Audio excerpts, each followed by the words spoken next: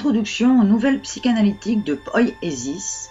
Traduction, citation, témoignages, hommages, dédicaces, poésie font. Toi le Poiesis. Cet espace, ce lieu d'écoute, sera un partage avec quelques autres, c'est-à-dire les sujets qui auront ce désir de nous rejoindre, pour se raconter à travers mes interprétations poétiques et les interprétations à venir avec leur propre voix. Chaque diffusion sera en relation à l'expression qui me tient à cœur, celle du lien coloré et poétique à l'autre.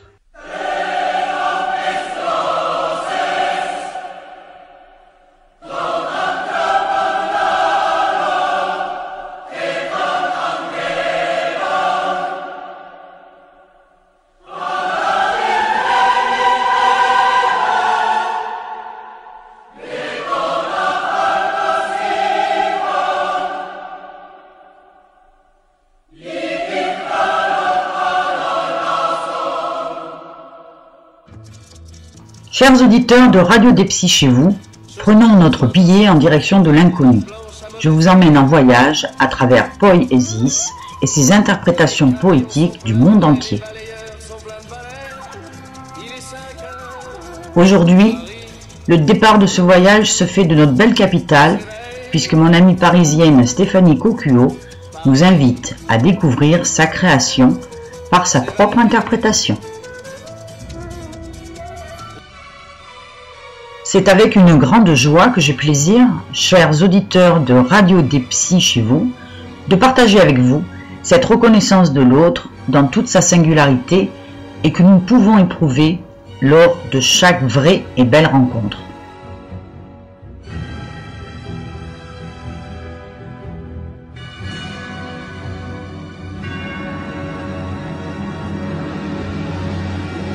Dans la révolution du langage poétique, Julia Kristeva nous dit « Le langage poétique est ce lieu où la jouissance ne passe par le code que pour le transformer. » C'est donc par cette voie que nous allons cheminer dans l'introduction aux nouvelles psychanalytiques de Poiesis, la voie du langage poétique, celle de la mélodie, de la sonorité, des intonations qui impriment nos affects et que nous allons explorer ensemble. Nous allons parcourir également ce qu'il en est de cette part en chacun de nous, celle dans laquelle notre corps est pris lors de nos interprétations poétiques, et bien sûr c'est l'avenir. Transformation de la pulsion par des connexions qui font retour à ce pré-langage enfoui au plus profond de nous-mêmes et de notre mémoire.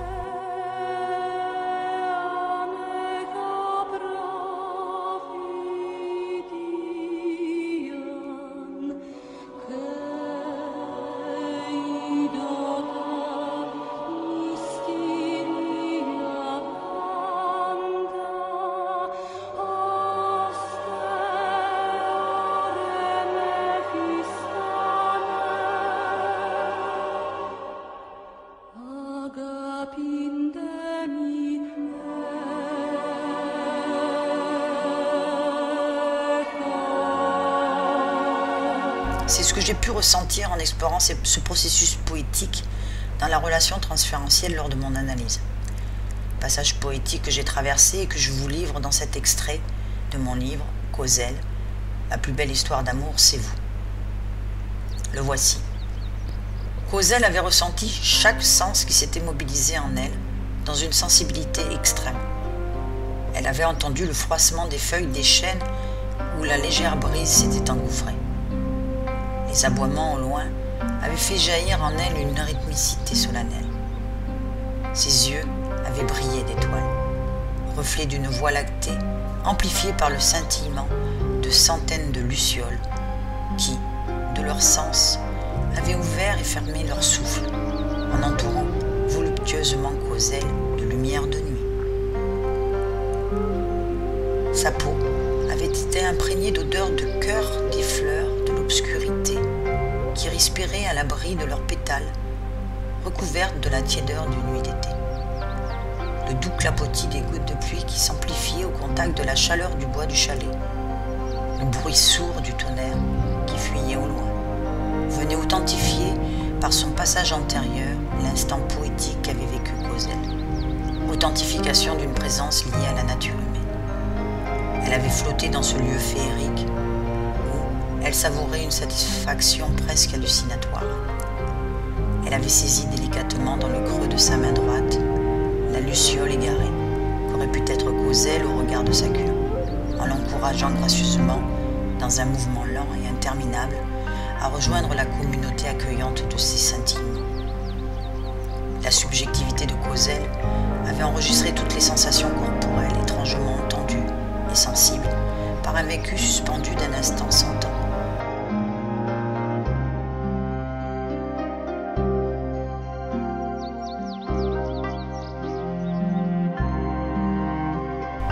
Les processus de pensée de Cosel avaient pris forme dans la subjectivité du sujet par une décomposition sensitive qui avait répandu le jugement d'existence.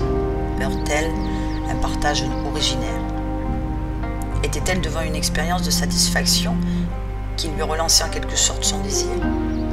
Un désir d'être bercé par le timbre des lucioles, des vies qui s'ouvrent et qui se referment comme les pulsations de l'inconscient. Cosel était actrice et témoin d'une performance, d'un lien. Vivre le principe de plaisir jusqu'à une position hallucinatoire d'être en communion avec l'espace infini, intemporel et l'alliance audible des miracles de la nature. Ce principe de plaisir se mêlait avec le principe de réalité, venant témoigner, par l'acte de peindre sur la toile, un acte de liaison avec ses propres investissements.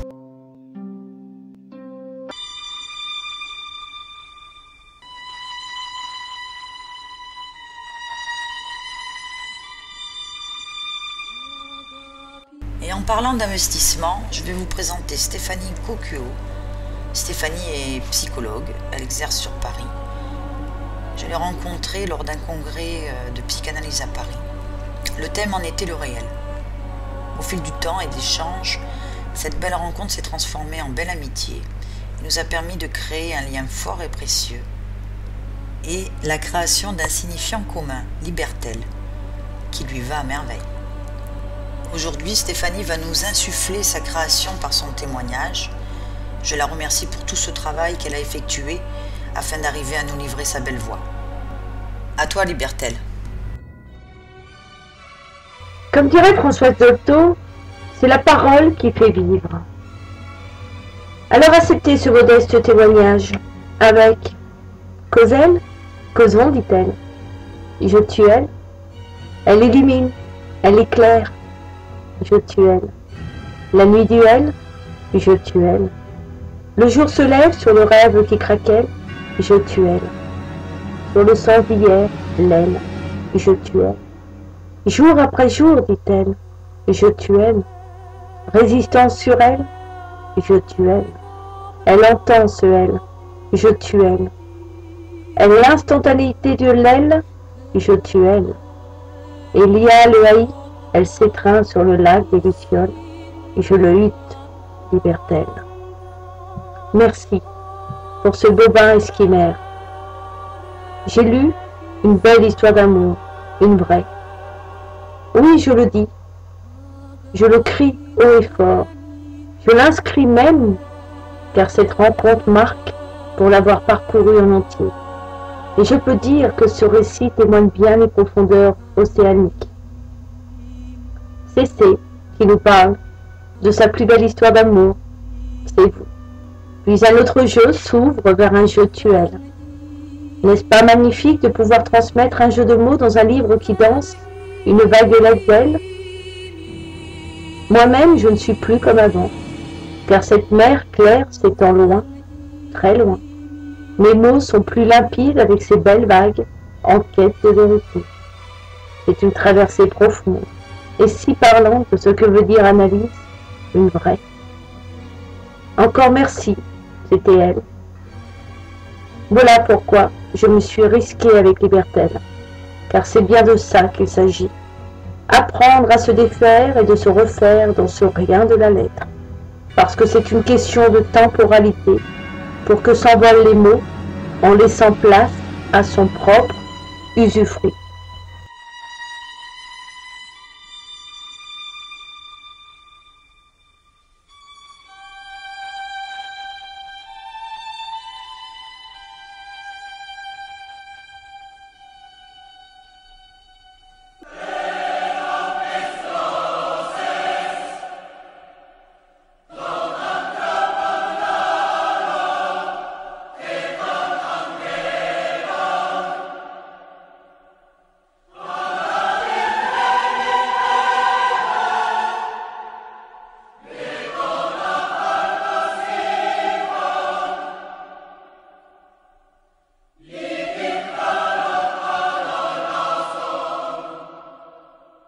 Tel Sigmund Freud, dans l'interprétation des rêves, c'est par l'interprétation poétique que m'a été rendue l'assurance du sujet de l'inconscient et de ses émergences.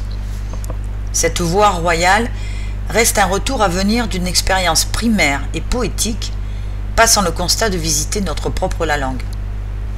Ce lieu, archaïque, où le sujet de l'inconscient demeure en exil. Quand Juan David Nazio dit dans son livre « L'inconscient à venir », je le cite, « Pour savoir si un acte est analytique ou non, observez comment un analyste est aux prises avec le réel de la place qu'un tel acte lui assigne. Scission, coupure, division, jusqu'à parfois le clivage pour l'analyste, multipliant les messages en attendant un nouveau dire qui sera actualisé par l'interprétation poétique tout en régulant la jouissance de chacun. »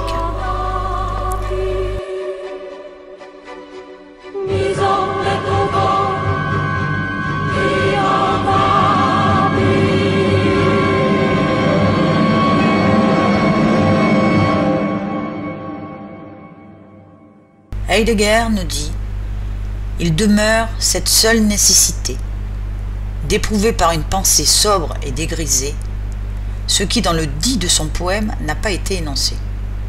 Cela c'est l'histoire de l'être. Si nous parvenons sur cette voie, alors elle fait entrer la pensée en dialogue historial avec le dire poétique. En attendant d'entendre et d'éprouver ce que dans le dit de nos poèmes n'a pas été énoncé, et pas sans faire la relation avec ce que Freud appelait la cure-type, continuons donc dans cet étrange mouvement pulsionnel langagier où nos sensations, nos perceptions et l'image mentale que nous leur associons engendrent à chaque fois une vision singulière.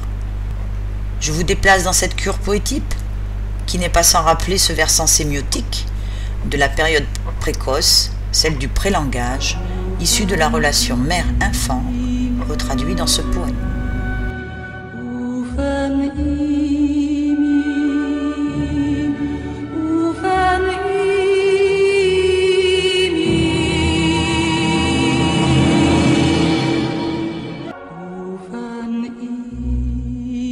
Le voici, la cure poétique. Quoi de plus sûr d'avoir affaire à l'analité quand l'affaire se complique et que le rôle que l'on attribue à la singette de l'oralité se déguise de toutes parts par un langage qui se rompt jusqu'à s'enliser dans l'éternité où prime l'obstruction du trou-sens. Bien qu'il ne faille pas préjudicier, on ne peut que prétendre que les effets de la bouche-cure rejoignent le cursus de l'intentionnalité de l'acte opérant, car, à ne pas se laisser dévivre, la responsabilité se rive seule à l'épurer des souffrances ioniques du cas.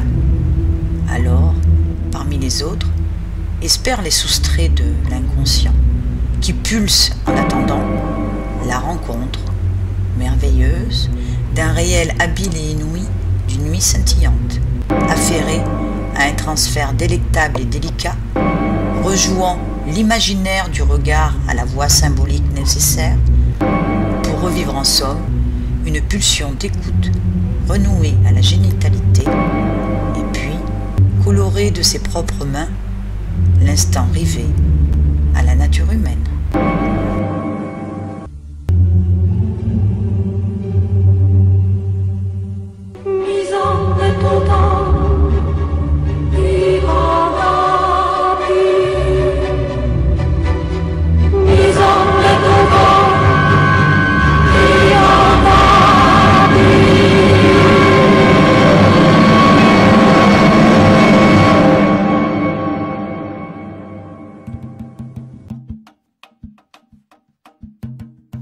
Alors, chers auditeurs de Radio des Psy chez vous, notre première étape prenant fin, c'est très prochainement que je vous conduirai à 7600 km au sud-ouest du Brésil, à la rencontre de ma princesa do Sul, Janice Leilo.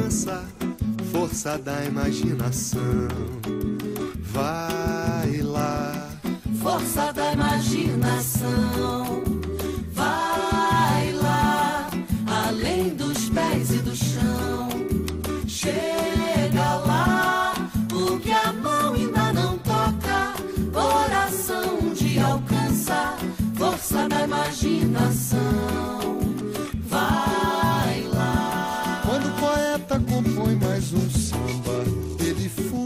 cidade, lamentando a sua dor, ele faz felicidade. Força da imaginação, na forma da melodia, não escurece a razão, ilumina o dia a dia. Força da imaginação.